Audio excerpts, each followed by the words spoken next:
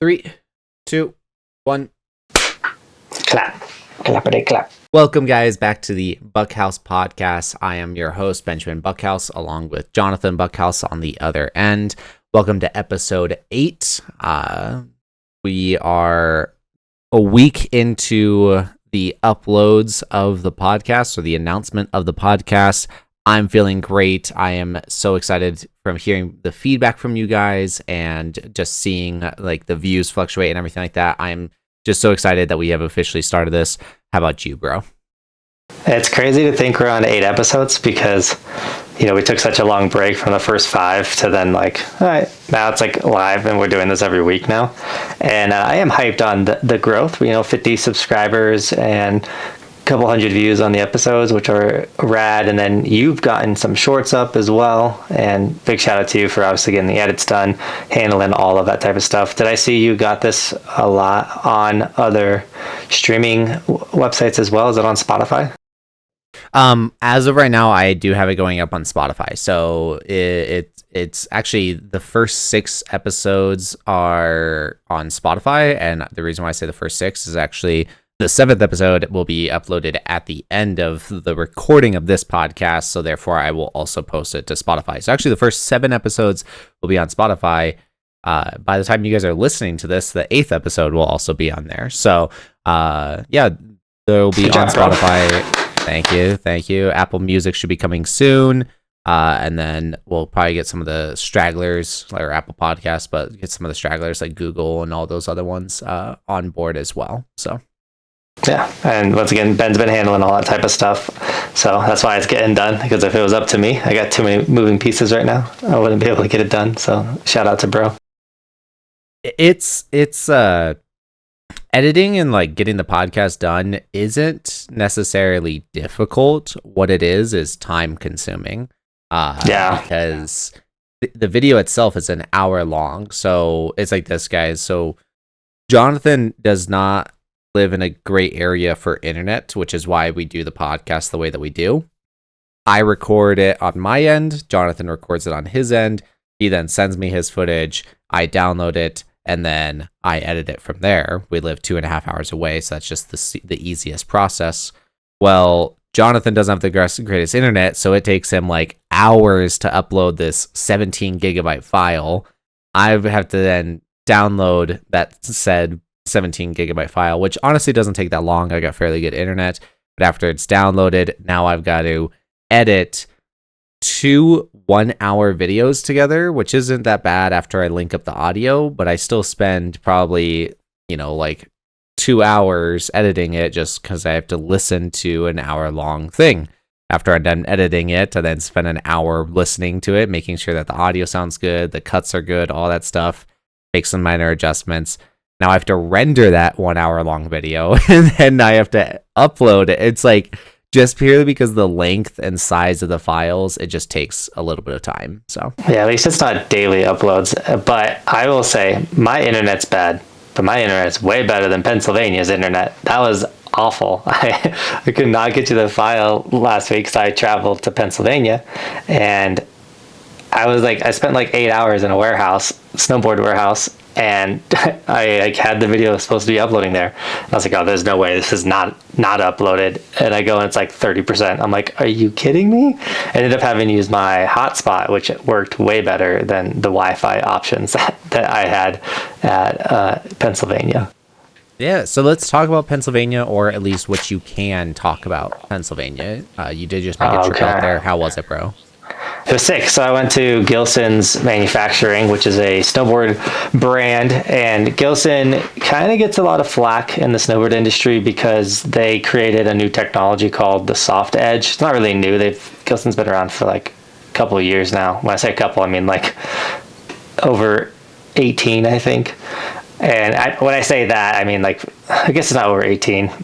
The dude's been trying to make boards since he was a kid, So I think that's what they're kind of count their timeline. I think 2013 is officially the launch of the company. And so they have this soft edge technology. I personally was not a fan of it, but I've always been a fan of like their artwork, and they're made in America, specifically in Pennsylvania, which is really rad. Like all of the wood comes from Pennsylvania trees, and like they have a lot of cool stuff that makes them special. But this end of this season launched their first ever traditional snowboard, meaning that the edges, like the whole base is just flat. It doesn't have their soft edge technology, which I was like, okay, I'll give one of those a shot. And they're like, hey man, like why don't you just come to the warehouse and like literally like come make your board, come check out the warehouse. And I was like, well, I've never done that. I've never seen how a snowboard's made. Not only did I see it, I got to participate in making the snowboard, which was really cool. But they were like, come check out our factory, what we're doing, and like no strings attached, just like come hang out. We think you're rad. Like, and I was like, I'll come to Pennsylvania, whatever. So I went out and hung out with the two owners, Nick and Andrew, which are really rad dudes. But I don't know if you remember on our last podcast, I was like, I'm launching a wax company. And yes. Let's just say, I think I figured out like the biggest piece to that puzzle. I got all the edges figured out. Now we got to get the inside. And so it turned out to be one of the raddest experiences, because there's a really big opportunity.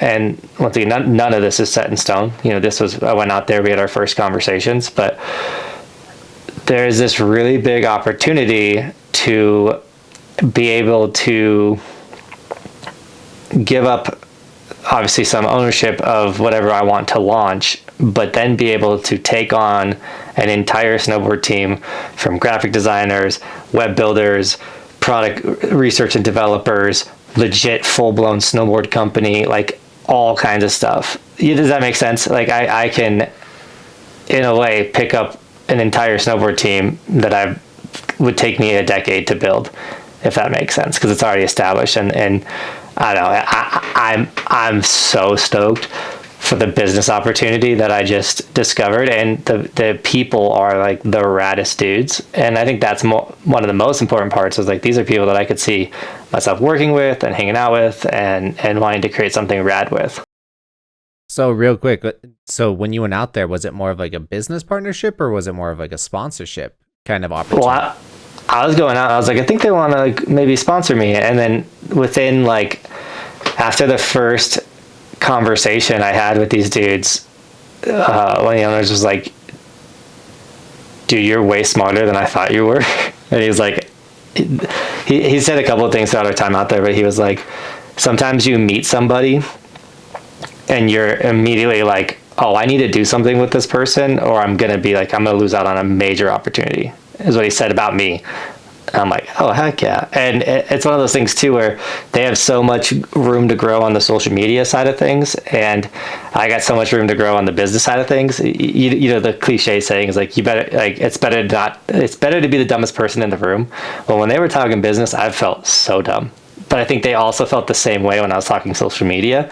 So it's like this really rad opportunity where two stars can align. You know, I got the social media thing kind of figured out. They got the business thing kind of figured out, and we can just have this collage of, hey, I'll help Gilson and you help me, and we'll do this thing together, and it's going to ebb and flow. And like, I'm trying not to say, not that I'm trying not to say too much, but it's one of those things where I just think this could be a really, really rad partnership, and I can help them on so many aspects, and they can help me on so many aspects. That's awesome. I will say, when you were out there, I think there was like some tagging of them or something. So I checked out their social media, and no offense, Gilson, no offense, but I see what you mean by they have some things to learn on their social media side of stuff. But no, it was fun looking at their social media, because it was, yeah, like I saw them making the snowboards and things like that. It was really cool.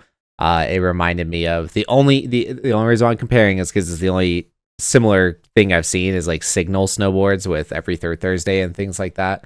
So that was like it was cool seeing it again. But no, that's awesome, bro. Are you stoked? Are you gonna have an announcement anytime soon? Or are you guys still in the works on some stuff? I mean, we're in literally the infant stage of a lot of things, but nice. I'm so stoked because it's very clear what got me to this spot isn't going to move me forward anymore. Like, it's very clear I can't depend on YouTube to pay me. I can't depend on TikTok or any of these ad revenues. Obviously, still work towards them, still collect those checks. But for the last 8 years, I've been slinging advertisement. I've been selling stickers. I've been selling my merch. But it's like, okay, like I can't leave any of that to my children. Like if I was to, God forbid, croak in an avalanche, or as I get older and I want to retire, like I need businesses. I need something, and so if I launch this wax company this upcoming season, I now have a business. And the biggest thing is like what's working in the creator economy right now is influencer-led brands, and specifically consumable ones. So Mr. Beast has Feastables, or Jimmy has Feastables. Jimmy. Ryan's got his new candy. Logan Paul has Prime. Got Prime. Yeah. Yep. Like it's very clear the audience wants to support creator-led consumable products. Well, what's a consumable product for skiing and snowboarding? Ski and snowboard wax. Yeah, it's honestly the only consumable. Who really dominates that market? Swix. There's like one big name out there. A lot of people like make little wax companies, things like that. It's not that hard to get into. It require crazy overhead. And if it's one of those things where like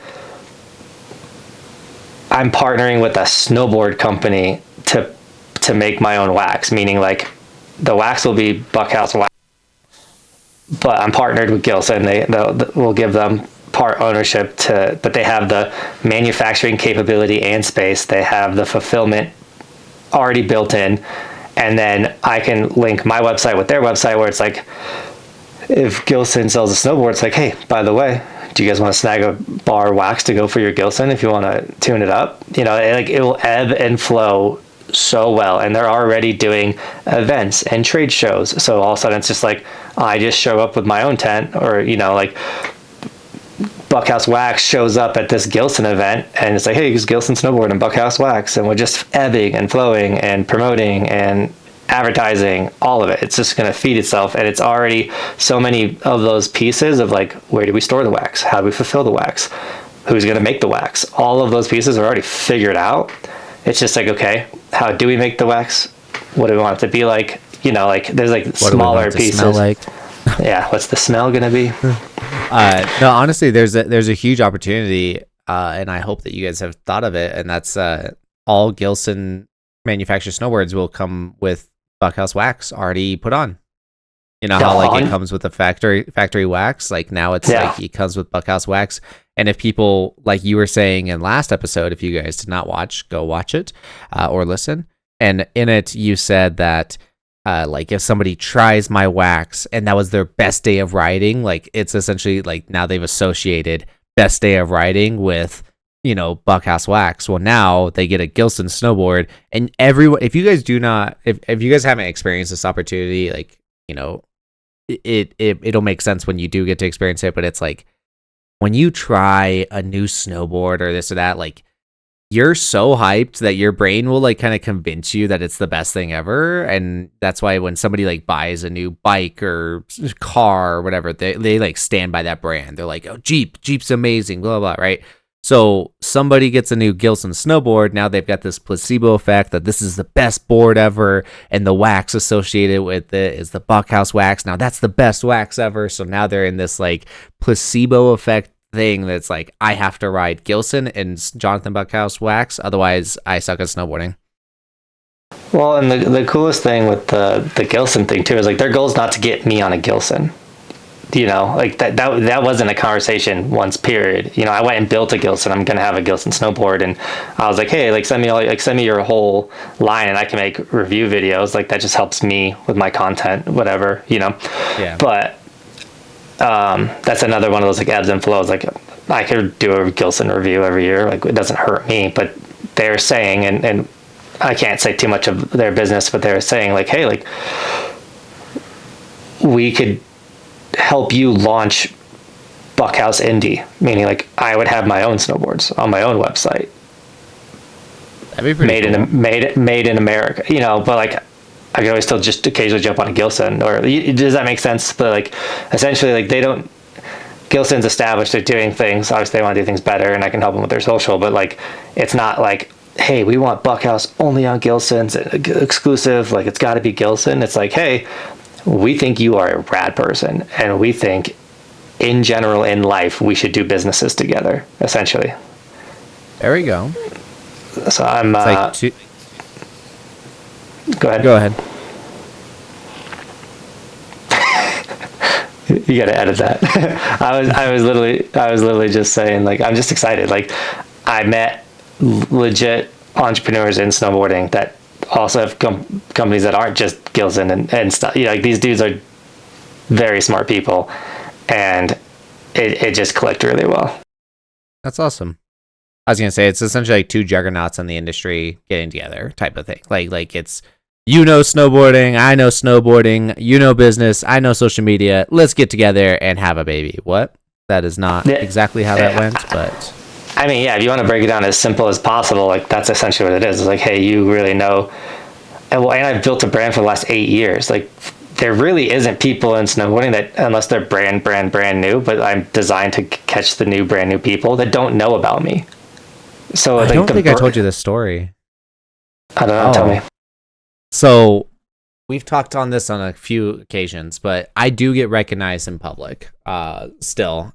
Actually, somewhat recently, probably about 2 months ago, I was just walking in the neighborhood and we were almost to our apartment, and somebody, like Kirsty, myself, and our dogs, we were walking, and a guy stops me and he's at his car and he goes, "Are you Benjamin by any chance?" I was like, "Yeah, what's up?" And he's like, "I watch your brother snowboard." And I was like, okay, like, awesome. Like, you know, and we had a good conversation and stuff and whatnot, but it was just funny that it was like that was just like 2 months ago, and I haven't been on the channel in so long. So it's crazy to see that support. But where it was a couple years ago, Johnathan, myself, and a guy named Rug, we made this trip. We went to Vegas, and then we drove down to Big Bear to go snowboarding down there. We then drove back up to Vegas, went snowboarding in a Vegas resort, and then my buddy Rug and I drove all the way back up to Utah to go to Park City, and then Johnathan flew back home from there. So while Rug and I were in Park City, mind you, this was 2021. We were in the parking lot and some people walked by. They saw the Evolution merch and they're like, "Yo, Johnathan Buckhouse." I was like, "Yeah, that's my brother." They're like, "No way." And we like had a conversation. It was awesome. But I kid you not, bro. I've been with my new company for going on 2 months. It's like a month and a half.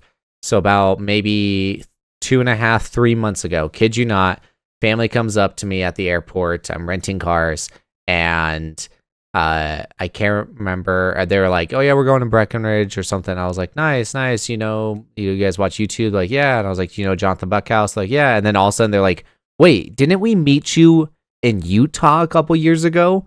And sure enough, the same family I met in Utah, I met again here in Colorado Springs. That's so funny. Yeah, like, it's just such a small coincidental. Yeah. I mean, I had like two or three DMs where someone's like, "I think your brother just rented me a car." Yeah. No, it's funny. I'm happy to be away from that job, though. That's funny. But I mean, it's one of those things where even if, one, my viewership and views and attention is absolutely through the roof. We talked about this, you know, like, my attention has never been higher. It's just, those are all vanity metrics. But okay, so we're clearly well known in skiing and snowboarding. What is that next move? What do you do when you're one of the largest faces in the industry and you're just like, I know I'm not going to get everyone to watch every single one of my videos. Like, that's not my goal. Is to, like, I'll post a video, like I just did, like, how to board slide 270. I posted that for the 3 kids that want to learn that trick, and they're going to go out and learn it and be so hyped on me, not to get 100,000 views, you know? And so it's like, okay, how do I launch something that, like, everyone can consume and, like, still be a part of Team Buckhouse, but don't have to be, like, watching every video? Well, you could get my snowboards, you could get my wax, like, it'll turn into other gear. Also, the cool thing is Gilson makes their shirts and their merch in-house. Like, they print it all on demand, which is, like, as an influencer, like you want that so bad because you don't want to have overstock waste. You don't want to buy 1,000 t-shirts is very expensive, and then if you don't sell all the sizes and stuff, like that's just a pain in the butt. Well, I use Teespring currently, and I've used like Printfold as well. But the cool thing is like, okay, what if I switch over to working with Gilson? Not only will my margin probably improve, but then the margin that's not going to me is going to snowboarding. It's going to Gilson. And I would rather keep all of the money that my channel is creating in snowboarding, opposed to sending it to whoever owns Teespring. And also Gilson allows me to have somewhat of a control in quality, because I know, one, they are making quality merchandise, but if there is a quality issue, I could literally just call Gilson up, quote unquote Gilson, you know, the people at Gilson with a phone call and be like, hey, we had an order mess up, can we get this handled? Yeah, no, you're working with like directly people that you know well, and they're not shipping for, you know, a million different YouTube channels, and they're not, you know, like they're not swamped with business and necessarily, you know. Yeah, it's controlled. It's in-house. It's so it can be, and I really hope it is. And like, once again, this is all infant stage. This is like, I went out for 4 days and we had great conversations, and we're like, we need to do this. So the next steps are doing this. You know, it's like, I don't know, like they still have their businesses or things they're running, and I just gotta be like, hey guys, like, don't forget about me. Like, what do you need me to do? Like, I don't know. Like, it's the way they were talking about, like, okay, we need a structure like this. Like, do we need to raise capital? All this stuff. And I was just like, so overwhelmed. I'm like, these are all things that like I've kind of learned, and I've like watched some YouTube videos on, but I've never done it. And they've done it multiple times, you know, and it's really cool because all of a sudden, like, this could be my first opportunity to legitimately build a legit business, and then be able to continue building legit businesses from what I've learned from all this process. Very nice. I was going to say, speaking of large quantities of snowboards that Gilson probably has, you posted on your Instagram story that you got a large quantity of snowboards at your house. I'm having the video played up on screen right now, so if you guys are listening, I apologize, but if you guys are watching, Johnathan has a large amount of snowboards right now, and I'm only getting more. I don't know where you classify this as a problem, as in like, are you trying to sell these? What are you trying to get rid of them? What are you trying to do, bro? I'm absolutely not trying to sell snowboards. So please don't DM me asking if you could buy a board or if I'm trying to sell a board. I'm not. So I have a problem that my mom gave me where I like to hoard a little bit. And that includes, like, I have snowboards that like I'm never gonna ride again. Like, usually I'll take a board out once, but like I have a board I won in a snowboard competition. Like, that's like, it feels really good to me. It's a trophy board. I have a Mountain Dew snowboard because that has so much sentimental to me. I got like Tony Hawk's snowboard. That's really cool. Like, these are like wall boards. Like, I got a custom made board by my buddy who's an artist called Duralumin. Like, these are on my wall. That's where they're meant to be. And I've always dreamt of like getting even bigger space or warehouse and then hanging these up, you know, or a bigger office, whatever. And I love the idea of that. That being said, I have a lot of classic boards. I have all 3 of the original Buckhouse Evolution snowboards. I have my last couple boards that I've been riding. I buy boards specifically for single videos sometimes, where it's like, okay, Danny Duncan launched a snowboard, we have to buy this board and make a video. It's a risk, you know. That snowboard's $500. Like, this video might make $500, it might not make $500, but it could also translate into a lot of rad connections and things like that. And like, I made the Danny Duncan board video, and now me and Danny Duncan have literally DM'd on like a back and forth basis because of it. Which was really cool. And so, you know, you acquire boards in weird ways like that. And then I also get shipped an incredible amount of free snowboards. I've literally got one coming from Gilson, but then once again, Gilson's going to send me their whole arsenal. When they do that and I review them, though, we had a really rad idea of like hiding the boards on the mountain, like Easter egg style, and like go find the deck and it's yours next winter, which would be really cool.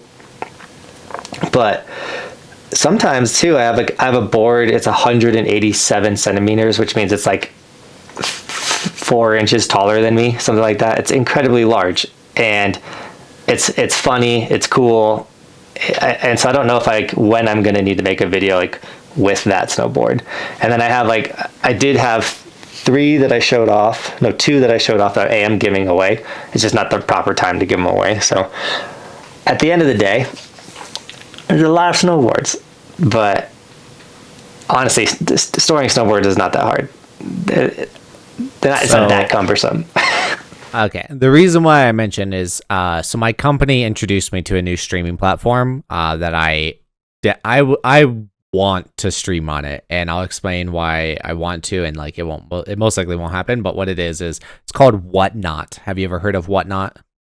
I've very recently have heard that name, but I don't know anything about it. So it's a vertical streaming platform, and it's also more like an auction website. So you stream and you put products on the screen and you run an auction, and the auctions can range from like 10 seconds to like 5 minutes and stuff like that. And my company has been doing what's called a comic book live sale. So they would like live stream, and they would have comic books, and they would display the comics, show the audience or whatever, and people essentially like claim it. So they'll be like, yeah, this is going for $5 or whatever, and somebody like, I want it, and then they like assign it to that person or whatever. But they were doing that on YouTube or Facebook, and so it was kind of like we were just messy. Using the platform to stream, and then we were like documenting and selling everything separately. Were you going to say something? I was just saying, I could imagine how hard it is for someone to buy something on a YouTube live and then to accurately like get all the information and stuff. Yeah, it seems like a mess. But so with Whatnot, what we can do is we can make a listing ahead of time on the website where we're like, we've got the Amazing Spider-Man number 37, and like, here's a picture of it, here's a description. Like, we can put all that in there and associate it to a stream. And then when they go to sell that, they just click on that like listing, and they're like, hey, like, we're selling this right now, blah, blah, blah. And so I got that set up for my job and everything, and I was watching, and I was like, this looks like so much fun. And I really, like, I messaged my boss. I was like, I would love to do this for like Pokemon cards, where like people buy the Pokemon cards, I open them up, blah, blah, blah. And she like laughed. She's like, we're happy with where you're at, blah, blah. And I was just like, I'd still do the social media stuff. I would just spend like an extra 2 hours a week just like doing that, because like we're making money from it. It's fun. It looks fun. But I was thinking, I was like, what we could do if you were trying to get rid of some of those snowboard bros is we could do like a Whatnot stream with you, where you auction off the snowboards, and it's because it's a higher end item and stuff like that, we could have the auction last a little bit longer. But yeah, it would be like passing on a piece of the channel to some of the people and whatnot. But I understand your collectors or hoarding mindset that you have. No, I'm joking. Behind me on video, once again, over in the corner, I actually do have the snowboard that I rode when Johnathan and I rode 130 days together. So I get it. There are certain things that like I also have some sentimental value to and hold on to. So I get it.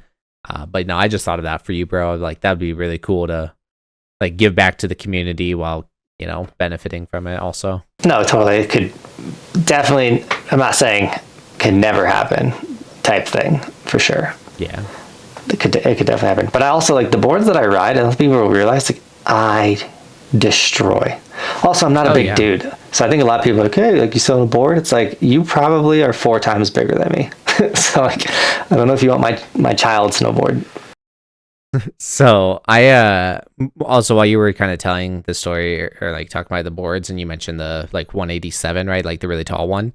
I just thought of a video idea for you, bro. And you may need to get, I think, Kenny involved, maybe. But what it is like, the video is just titled Riding the Right Size, and you can grab like Roman's tiny board, your average size board, that board, and then make a comically large snowboard, like literally comically like a 7-foot long snowboard, and go and ride all of them and be like, notice how much more difficult it is for me to turn with this, or blah, like, you know, like blah, and like talk about the difference in the sizes and everything. It'd be kind of funny and goofy. Yes, I've made videos talking about make sure you get the right snowboard size, but that's a fun way to do it for sure, especially for like turning it into short form. Like, I've been uploading all my videos onto TikTok like my long form videos. Yeah. Which has been nice in the sense of like I'm getting so much more life and money out of these pieces of content we're putting hours and hours into.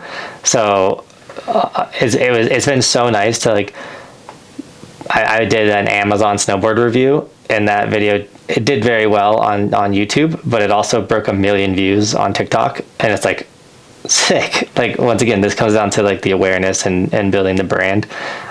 They did not let me make money on it because they said it promoted Amazon, which is so dumb to me, but that's it so is funny. You know where you could consider posting. I don't necessarily think that it's like a great idea or anything like that, but where you could consider posting is actually on X, as in X now allows you to post full length videos, and I believe that you get on what. Well, I don't know if they cap you on how many long form you can, because I was doing that. I was pumping out, like, I was uploading all my long form, and then they stopped letting me do it. So I don't know what I did wrong. I didn't see any of your uploads. I'm not sure. I haven't looked into it, but I know that like Mr. Beast has uploaded a video on there. But I'm pretty sure that X gives you like one of the largest. I forget the terms, but like, you know, profit margins, like ad revenue shares. They give you some of the highest. So, no, it's great to upload your here's some good advice for people in the listening. So I tell people that if you're gonna post a video, like if you're gonna post a YouTube short or whatever, you better post that on YouTube, on Facebook, on Instagram, on TikTok, anywhere that there's short form content. You could even post on X. Post it everywhere. And the reason being is because when you're a aspiring YouTuber or social media person or whatever you're trying to do, if you're trying to get the most amount of your views, every time you post, your video has potential of going viral. And so by you having it posted to YouTube, to Instagram, to TikTok, all those things, I call it as you're maximizing your at bats to hit a home run. It's an analogy with baseball, right? Where it's like, how many times are you at the bat ready to hit a home run? And like, you know, not every time you're going to hit that home run, but by you having your content diversified, it gives you more chances of hitting a home run. And it's reigned true for myself. There'll be times where I post a video to YouTube and it gets, 10,000 views. And then there's other times where I post it to, I could post that same video to TikTok and it gets 5 views for some reason because TikTok is extremely annoying. Anyways, the point is, other times I'll post a video to YouTube and it'll get like 1,000 views, and I post it to TikTok and it gets 20,000 views. Like it's just by optimizing and putting yourself in the best situations to become viral, right? And you don't know which platform is gonna really resonate with your style of content, and then all of a sudden, like, you could be an X influencer, meaning like your largest following is on X, and that's where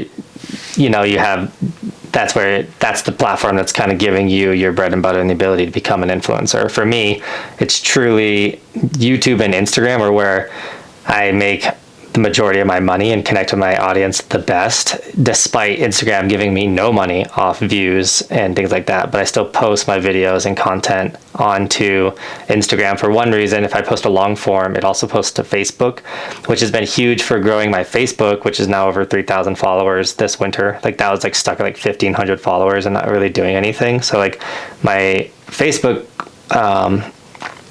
audience grew. The weird thing, and I don't understand it, but so like you can make money on Facebook, but you can't make money on Instagram. But I've been getting way more views on Facebook than ever before, but I consistently get a $4.84 check from Facebook from ad revenue. It's like the same amount every month from Facebook, $4.84, and I'm like, you guys are wasting, like, the amount of energy you're putting into just sending me this is not even worth what you're paying. Like, bro, I don't know. Bro, you're on salary now. They just put you on a salary of $4.84 every month. Thanks, Facebook. It's funny. My CPA, like, when she looks at my books, it's just like where I'm getting paid by is so funny. It's like Google, YouTube, Amazon pays Meta. me. Facebook, yeah, Meta. Like, I get checks from all these like mega social media companies. But the ones from Facebook are tiny. So what I find to be funny is, so my boss will not necessarily task me, but will ask me oftentimes like, hey, this Instagram or this business or this Facebook is doing well. Like, can we look into like what's the like what are we not doing that they are doing or whatever? So I look into it or whatever, and I'll give her the information. But I also explain to people like you have to understand where your audience resides, and what I mean by that is my company's business is card breaks, which is a very, I wouldn't say very complicated, but it's there's a lot to it. But basically, what people do is instead of buying, sports breaks or sports boxes of cards from like a local store or whatever, with the chance of getting good cards, whatever, it's just a costly experience. What you can do is you can buy into a break where somebody live streams them opening up the box, and if they pull a good card, it goes to the corresponding people, yada yada. The point is that business, that concept of things, that niche of product and everything like that thrives on Facebook. Like, so many people are on Facebook for that reason. Like, groups with hundreds of thousands of people are on there just to watch these breaks on Facebook. But they don't do as well on like Twitch and YouTube and everything like that. Whereas for Johnathan, it's almost, I would say the complete opposite, because clearly you're having success, but it's like, no, YouTube was where it was at for snowboard content. And like now you're branching out to Facebook, but it's like you have to know where to post your content, or you have to understand where your niche is going to be the best optimized, just to know where you should put most of your resources into. Yeah, your time and energy, and it's hard. There's so many platforms. It's like I'd be a liar if I'm like, oh, every day I'm posting my long form video on Instagram. No, I don't have that bandwidth sometimes. Like, I didn't post a long form video on. I only posted on YouTube and TikTok yesterday, and I didn't post on Instagram. But I still have those videos, and I can still eventually, when I get the time, post a long form video onto Instagram. The biggest point that I'm trying to just get to and say is like, you're putting so much time and energy into this content. Like, not only can you try to post it everywhere you can because you're putting so much effort into it, but also your content doesn't die the moment it's posted. Like, you could post a short that you put hours into, and it might get like 5 views, and then you keep creating content for like another year. You could go back to that short that you posted when only 5 people saw it and now repost it because you have a larger audience. Like, don't be afraid, specifically short form, don't be afraid to repost videos. I've even like contemplated, like, I wonder if I should take some of these classic YouTube videos that I made. Like, no one's ever done this, but like a YouTube video I made that is really good, but my audience is much smaller. And like, do I re-upload it? And like, that didn't, like, let's say you got 1,000 views, but it's a great video, great topic, whatever. Like, do I repost it next winter with like a better title, better thumbnail, and like see what happens? So I've got a couple videos that I know have the potential of going viral, so I have re-uploaded them a few times and they don't, which is like, maybe I am wrong, but it's like, no, there's a couple videos. One of them is I did put a lot of effort into it, so maybe that's why I'm holding on to it a little bit more. But I essentially had the ability to like dress up as Master Chief. I have a and if you don't know Master Chief from Halo, it's the figurine behind me. So I have a Master Chief helmet. I had a Master Chief backpack, but the backpack looks like his armor. And then I just had like general green coloring clothing. And I also had some like fake Halo weapons. So what I did was I did a super cheesy photo shoot where I reimagined the game covers, like as if I was Master Chief. And then I like took pictures of myself, photoshopped it together, put it together into this video that's like cringy and funny.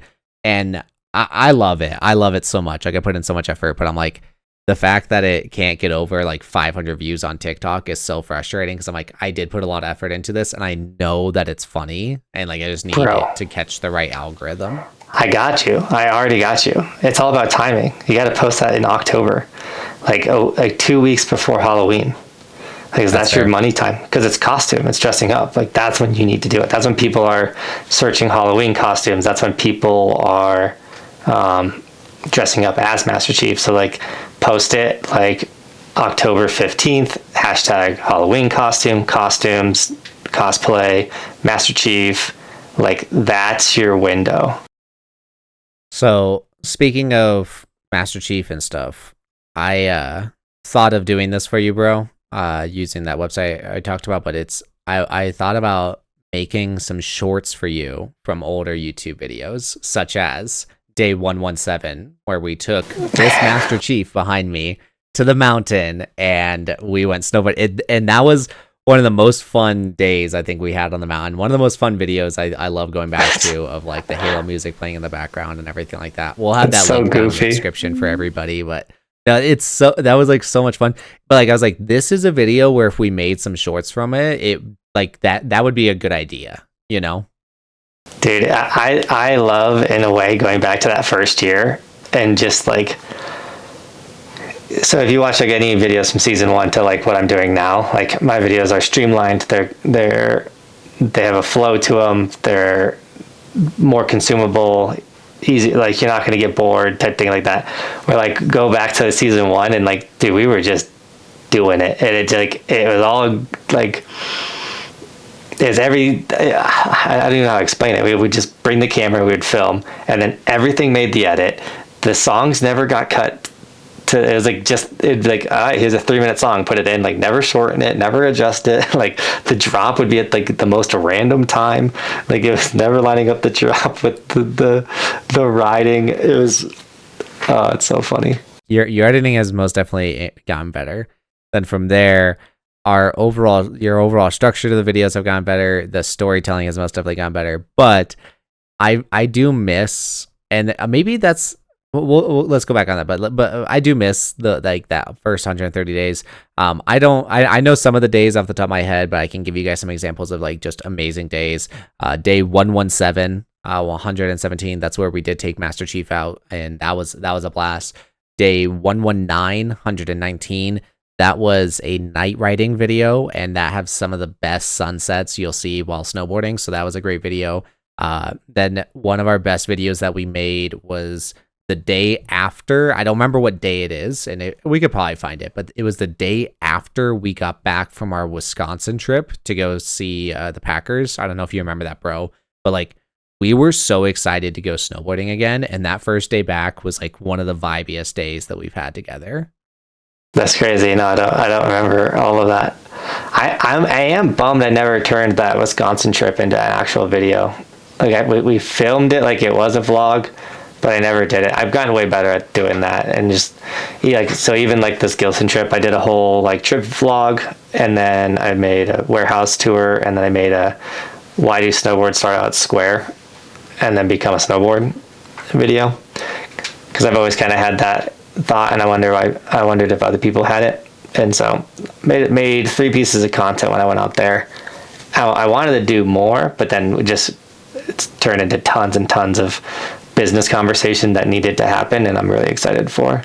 And then I don't know, like even when I went to Europe, I made like a whole trip video on top of all the videos I made out there. So definitely gotten better at documenting the like experiences or the trips. So I feel like I'm in weird parts of my life in the sense that like we did our social media together, like we started it together, but I had yet to do any real social media in like real life, as in like all my social media that I was doing was like playing video games. Now I did do some skateboarding vlogs, and oh my goodness, are those pretty cringy? Those are very cringy. But when I first moved out to the mountains, I tried doing some skateboarding vlogs, which I'm terrible at skateboarding, but that was overall a fun experience. Still? I believe so.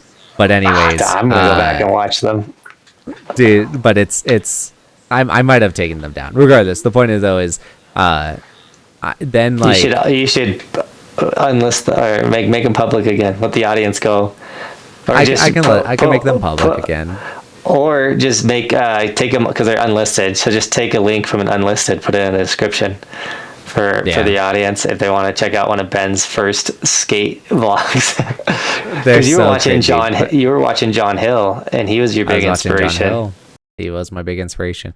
But what I'm getting at though is like nowadays I know it's like film everything. Like film everything. There's in a non-limiting sense, there's like no such thing as too much footage, right? As in like you can always, as long as you have the storage on your phone or on your camera or whatever, like you just record stuff, and then if you don't use it in an edit later, that's fine. But like you'll be so thankful that you did get it.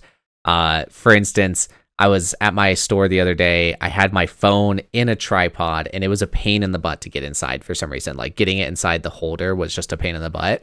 And then my wife called me. So what I did was I grabbed the full tripod, put it up against my ear, and was holding my phone. And I looked at my colleague and was like, film me, like film this, because I'm like, and I'm gonna like post it as a video and be like, when a social media manager needs to answer his phone or something, like something cheesy like that. But it's like film everything. Film. You didn't want to just put on speakerphone video.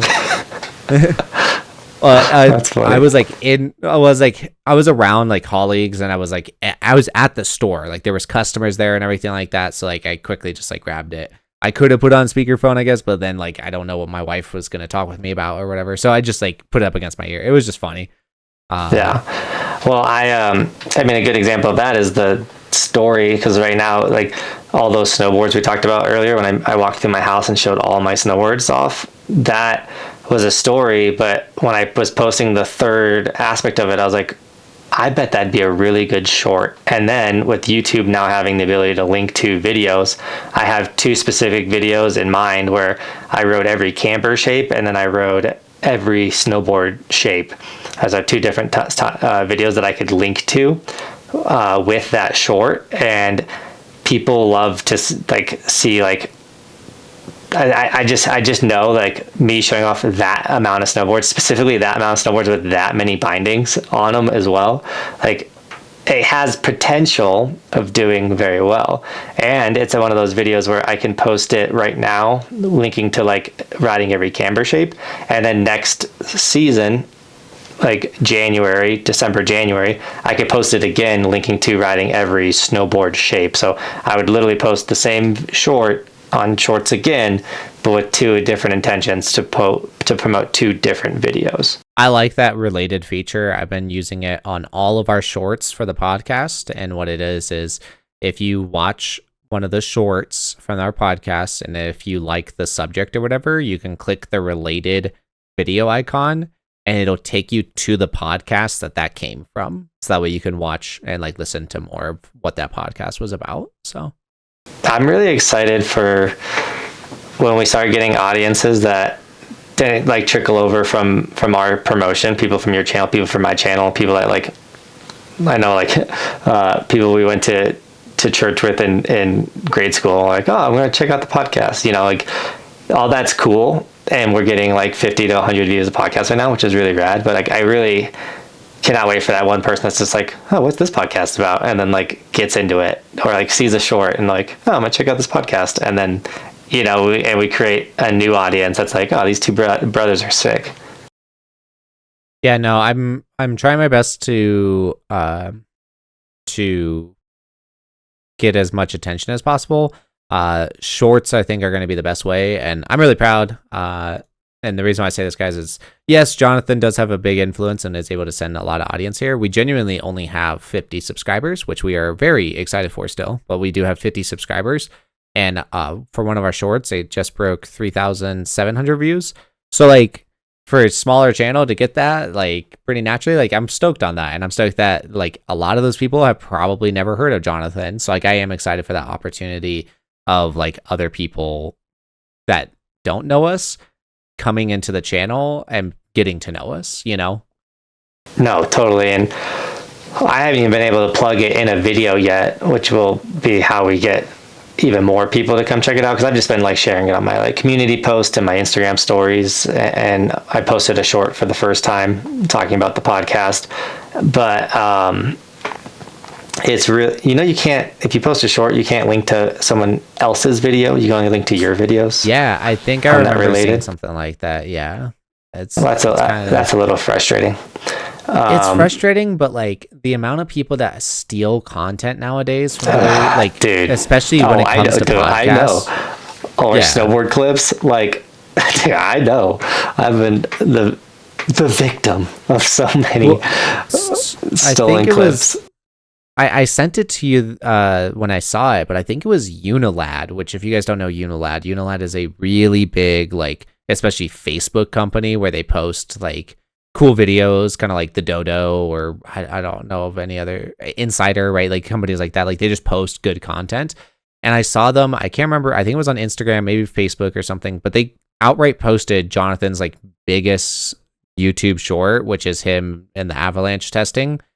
And they just outright posted it to their page and like kind of tagged him. They like didn't even tag it properly. They were just like photo or video credit Johnathan Buckhouse, and that's all that they did.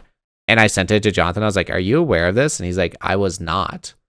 And like they just did it, and this is like a massive multi-million followed company. Well, I did look into it. They sent me an email that was like, "Hey, can we post this?" And they sent me the like link to like go fill out everything so they could post it. And I never filled out all the information. So like, it's like two parts. They did reach out, but I also didn't like give them the permission, if that makes sense. In my opinion, that's worse. They were like, "Can we post this?" And I was like, "I think so, whatever, like, sure." And they're like, "Okay, like, please fill out the, like, you have the rights to post this." And I never did, because I get those emails all the time from these massive places. And once again, like, it's so hard, because it's like, okay, this Instagram with 5 million followers wants to reshare this video. Sure, go ahead and do it, because one, I'm not making any money off the views on Instagram, but two, like, if they do properly tag you, hopefully that does siphon some people to you. More than likely they're not going to, but it's at the point where whether I give people permission or not, my videos are getting ripped and reposted anyways, you know. So like, yeah, I couldn't imagine being like a Joe Rogan or a or like a Mr. Beast, where anything of theirs gets ripped multiple times, and I'm a victim of somebody that watches it. Most of my YouTube shorts are like from podcast clips and things like that. I see a lot of like Neil deGrasse Tyson. I love Neil deGrasse Tyson. If you guys don't know, he's a scientist. But like, yeah, I love listening to him, and like lots of Joe Rogan clips, lots of stuff from other podcasts of just like social media kind of advice and things like that. So it's a sad world that we live in, of like how much people just get their content stolen from them. And like, there's just so much of it that it's like impossible for us to do anything about it. At the same time, Mr. Beast was like, if you're not going on podcast and you're massive and you're getting mad that people are ripping your clips, you're dumb, because they're building your brand, you know?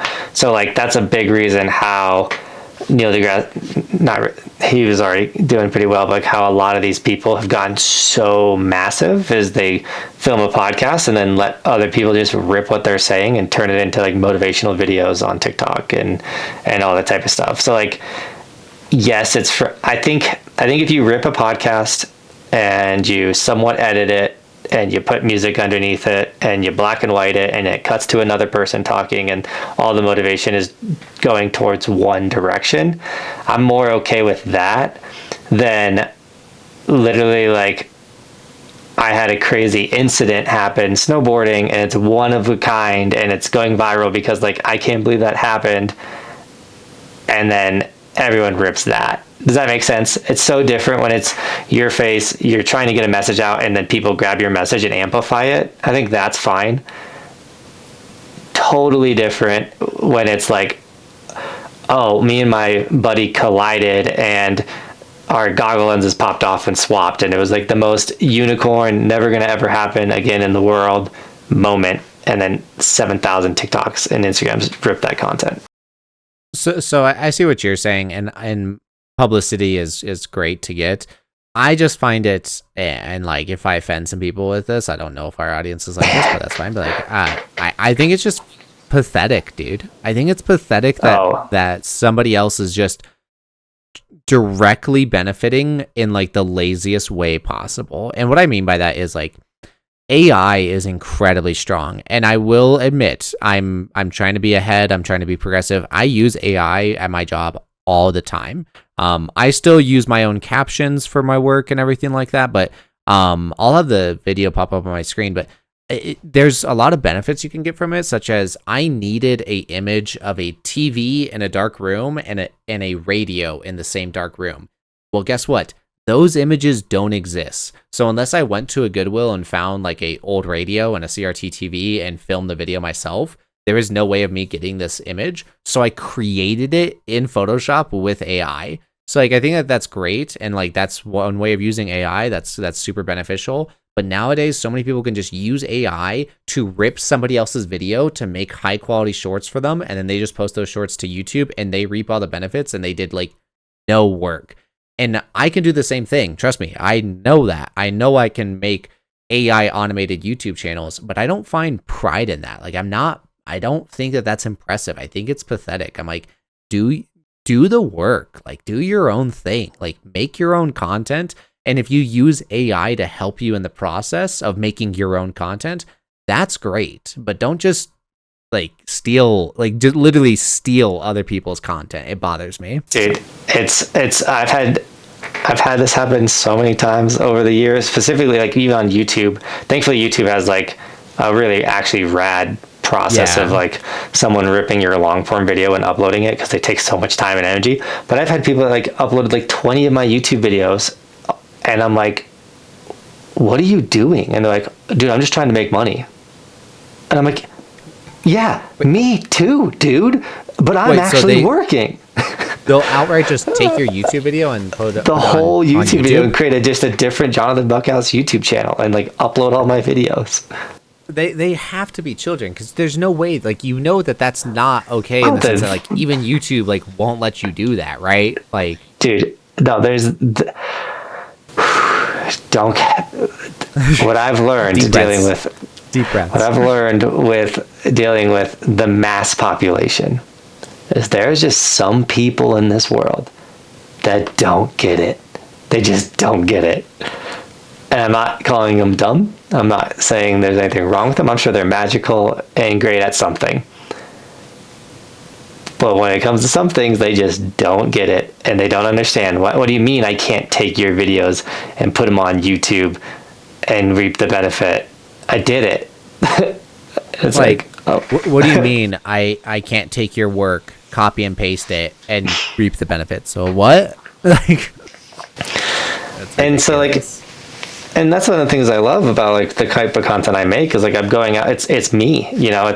I'm physically making it, and they're also like my memories. Like the thought of like, oh, I want an Instagram with 1 million followers of other people, and all I'm gonna do is sit at my desk and look for other people's content and then either steal it or ask for it. Blows my mind that's what social media is for some people. And once again, I don't do it for the vanity. I do it for, I want to be a rad snowboarder. I want to have memories with me and my kids. Like I post fingerboard videos and family videos knowing they're not going to break 1,000 views and they're going to absolutely tank. But I do that because yesterday me, Roman, and Bristol sat down and watched like 4 videos in a row of our family vacation. And it was like the sickest, raddest family home video, if that makes sense. And I don't know, I think it's cool that I can do that. And then there are people in the audience, or like my grandparents can watch those videos and see their grandkids, which is really cool. Now I get that. When I got married, I documented it with video. The whole trip, we were there for 4 days, and I documented all 4 days. Now Johnathan helped me out with that, so he's already aware of that and everything. But I didn't edit them until I've actually only edited 1. I can probably quickly edit the other 3.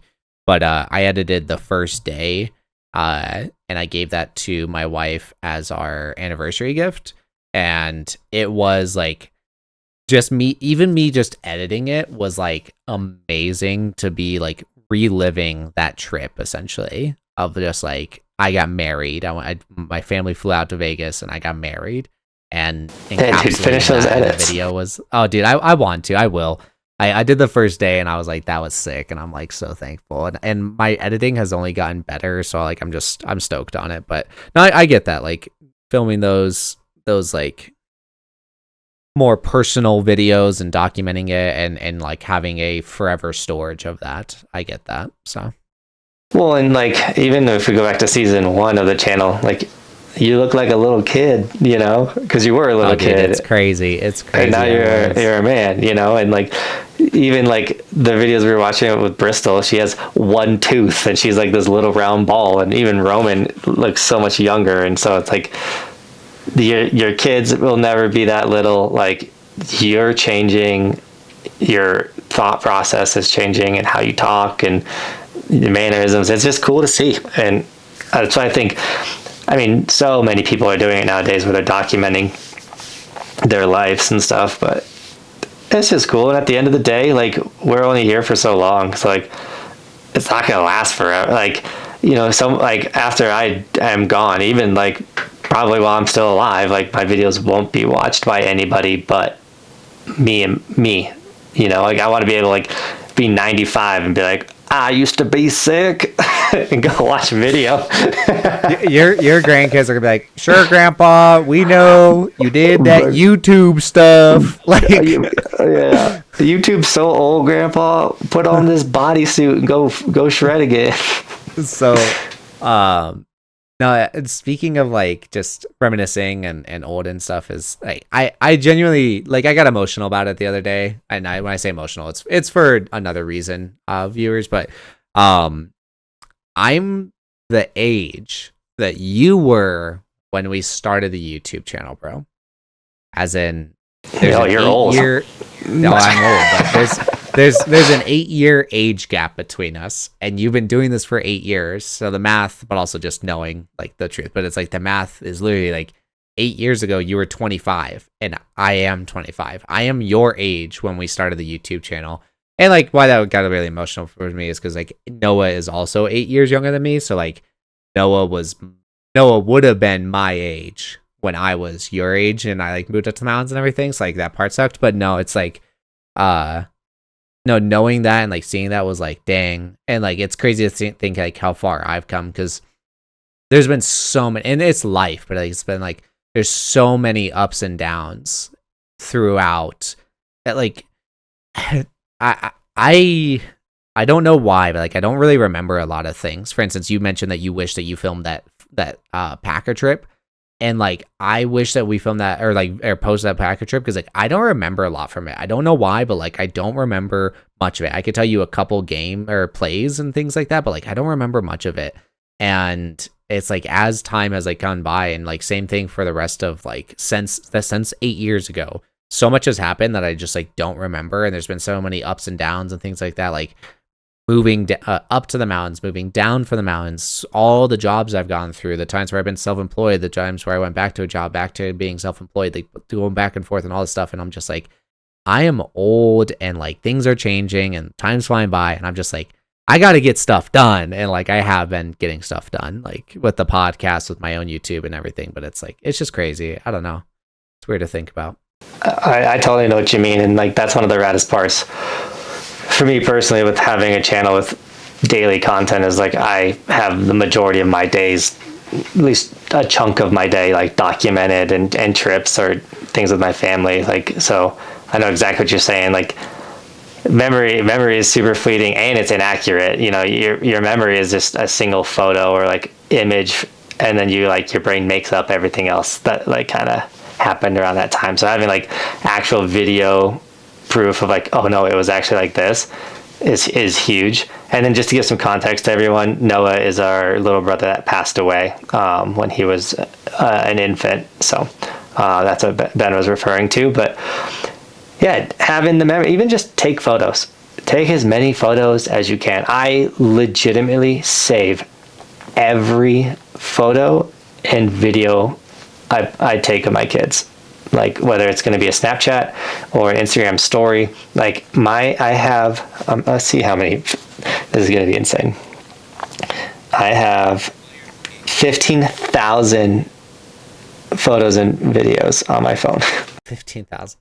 I was going to say, while you're looking, my sister brought this up the other day when we were talking, but since I've been married, I know I've changed in a lot of ways, as you should and everything, but like just in this like everyday life stuff, like I have been taking a lot more photos since getting married, and or just since being with my wife when we're dating and everything like that. But no, I'm a very weird person. I kind of touched on that at the end of last podcast as well, but I'm a very weird person, the way that my brain works and just the way that I was raised and things like that. I'm a very weird person. So like growing up, I hated photos. I hated taking photos. I never wanted to be in them. I didn't want anything to do with it. But then I got older, and then I like became a little bit wiser and just overall a little bit like a lot more mature. And I was just like, life's too short to like not want that. Like I want photos. I want to document this. I want to remember this. And like now I feel like it's almost helping my memory a little bit, because there were times where like my wife is super into that stuff too. She, I think, has you beat, bro. I kid you not, I think she's got like 30,000 photos or so. She's got a lot of photos. But what it is she also like refuses to delete anything, and she's like, I don't want to lose those memories. She's like, I refuse to delete anything. Even on Instagram, she just like archives it or whatever, and she like refuses to delete anything, which is fine for me. But it's funny because it's like the fact that we go ahead. Just the fact that she said she archives it on Instagram. The fact that we have these social platforms that are willing to store our memories for free. Oh yeah. Is wild. I just want to say that real quick. But it's like Snapchat, you get the actual memories, right? Where it's like this time 7 years ago, and it like shows you a Snapchat memory that you saved or whatever. Where I think it's helped my memory is like she'll show me something and I'd be like, oh yeah, we did this. Like I see her outfit and I'm like, oh yeah, we did this on that night, or like we did that, or oh, that was when we were here. And she's like, how do you remember? And I was like, I think that just having that photo has like helped me remember it, like just help my memory. Like I understand. I'm like, oh yeah, that's when we did this, or like, oh yeah, that's when we did that, blah blah. And like I'm very thankful for that. I'm very thankful for my wife for helping me change in a lot of ways. So heck yeah. Well, I would say that this is a good part to wrap up this podcast. So if you took anything from this one, just know that you should take a lot of photos and videos. You don't have to be an influencer. Just take photos and videos. You're going to never regret that. You'll never regret that. And if you can get any inspiration from this video, just know last week I was talking about launching a wax company. And this week I'm one step closer. And hopefully next week I'm one more step closer. And maybe this will be a cool area to kind of document somewhat of the backstory of creating a wax company. And dude, I think it will be just like our videos that we have right now will be like, oh, Buckhouse Wax, you want to hear how it started? Go back to podcast episode 7 and then go from there. Or like being able to rip these and turn it into content, like that'd be really cool. And it's just one of those things where what did I want to say? Oh, I lost it. It's gone forever. It's gone forever. I was saying you could. I wanted to say, if you want to do something in life, you can't do it by yourself. Like I definitely was like, oh, a podcast would be sick. I just knew I didn't have the bandwidth to do it. So now I'm working with Ben, and Ben's helping me, and him. Like we have it together, but it's only possible, and it's here because of Ben. And then vice versa. Like I want to do this wax company, and I want to do it, but like I found people to help me do it. So if you want to do something and you feel like it's going to be overwhelming, or you don't know, like try to find people in your life that can assist you and help you, and that way they like obviously make sure that they can benefit and you can benefit and everything. But like at the end of the day, like do what you want to do, and the right people will come into your life. Yeah. No, I think networking is something that's underrated, and that's something I'm learning as I'm getting older and I'm going to these events for work and everything like that. Yeah, networking. And the other thing that Johnathan and I think really benefit from as we get older, as how important it is to talk with like-minded people about like-minded subjects. And like Johnathan and I really do share the social media, like growth aspect and just overall experience and just ideas and everything like that. So it's also important to have that person that to help you in your creative world and everything like that. So, but yeah, I love talking with you, bro. Love talking with you. Yeah, no, I was so excited to get on this podcast and tell you all the good news and whatnot. So we really don't talk, guys, much between the week. So we save it for this podcast. Yeah. It's just two brothers catching up, living two different lives. And I happen to have more things happen this week. So we ranted a lot in the beginning about what I had going on. But Ben's got some events coming up that he's going to be traveling to. Yeah. So we're going to have some cool things to catch up on, but I'll close it out. I hope you guys enjoyed this. If you did, subscribe, check out our older podcast. Mine and Ben's socials are also linked in the description, and anything we talked about, those are the show notes, as I think people call them, linked down below. We're on Spotify now, which is really cool, and we will continue to branch out to other streaming platforms as Ben figures out this world of podcasting. So big shout out to him, and thanks for watching. Thanks for watching the podcast, guys. That's how I end my YouTube videos. And we'll see you guys next week with another rad episode. All right. Peace, guys.